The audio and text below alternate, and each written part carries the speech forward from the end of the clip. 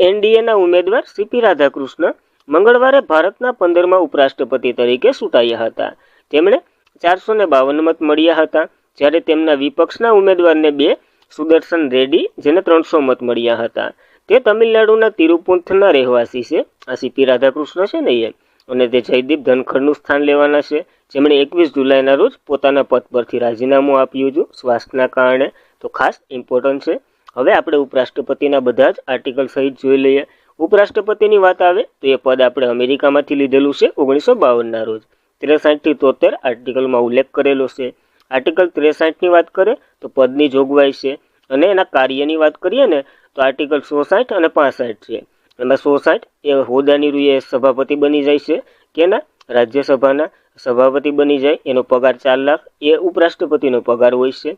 Article 65ની વાત કરીએ તો કાર્યકારી રાષ્ટ્રપતિ બને, પણ માત્ર 6 મહિના માટે જ બને. ગેરહાજરી, મૃત્યુ, રાજીનામું વગેરે રાષ્ટ્રપતિનું થાય ને ત્યારે બને, ત્યારે એને પગાર ભથ્થા રાષ્ટ્રપતિના મળે. તો આ પોઈન્ટ પર નોંધવો. તો આર્ટિકલ 66માં ચૂંટણી યોગ્યતા, શરતો અને વગેરે આપેલું છે, જે સંસદના બંને ગૃહમાં પરોક્ષ રીતે ચૂંટાયેલા હોવા જોઈએ. વિવાદની વાત આવે તો આર્ટિકલ 71 મુજબ સુપ્રીમ કોર્ટમાં જાય છે. 20 સમર્થક જોઈએ અને 20 પ્રસ્તાવક જોઈએ. 50,000 ડિપોઝિટ કરવાની હોય આરબીઆઈમાં, અને 1/6 અમાઉન્ટ મત ન મળે તો એ જપ્ત થઈ જાય. લાયકાતની વાત કરીએ તો રાજ્યસભાના સભાપતિ બને તેવી યોગ્યતા હોવી જોઈએ.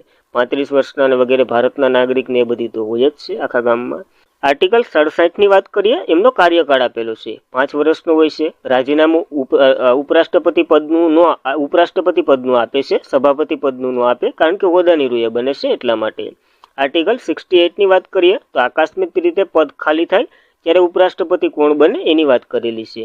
તો આકસ્મિક રીતે રાષ્ટ્રપતિનું પદ ખાલી થાય ત્યારે ઉપરાષ્ટ્રપતિ રાષ્ટ્રપતિ બને એની વાત કરેલી છે. દૂર, રાજીનામું, કાર્યકાળ, મૃત્યુ વગેરે કારણોથી આ પદ ખાલી થાય એ માટેનું છે. અને શપથની વાત કરીએ તો આર્ટિકલ 69માં ઉલ્લેખ છે, રાષ્ટ્રપતિ શપથ લેવડાવે. આર્ટિકલ 70ની વાત કરીએ તો આકસ્મિક સંજોગોમાં ઉપરાષ્ટ્રપતિએ રાષ્ટ્રપતિનો કાર્યકાળ કરશે. તો ખાસ ઇમ્પોર્ટન્ટ. દૂર કરવાની પ્રક્રિયા તો કે આપણે શું કહેવાય, મંજૂર થાય એ પહેલાં 14 દિવસ પહેલાં નોટિસ આપી દેવાની. રાજ્યસભામાં અસરકારક બહુમતીથી પસાર થવું જોઈએ. અસરકારક બહુમતી એટલે વર્તમાન જે સંખ્યા હોય ને રાજ્યસભાની એ સંખ્યાના 50%. તો ખાસ આ અસરકારક બહુમતી યાદ રાખવી. અને પછી લોકસભામાં સાદી બહુમતીથી પસાર થાય અને આ કાયદો પસાર થઈ જાય તો ઉપરાષ્ટ્રપતિ ઘેર ભેગા થઈ જાય.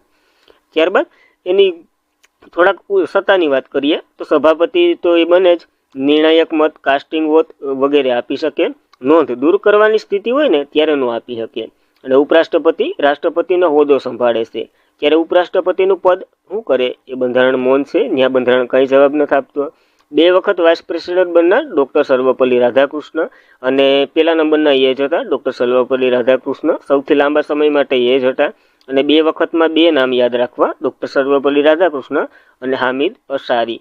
તો આ ખાસ એટલું રાષ્ટ્રપતિ માટે હતું, મોસ્ટ ઇમ્પોર્ટન્ટ છે, યાદ રાખવું આપણને.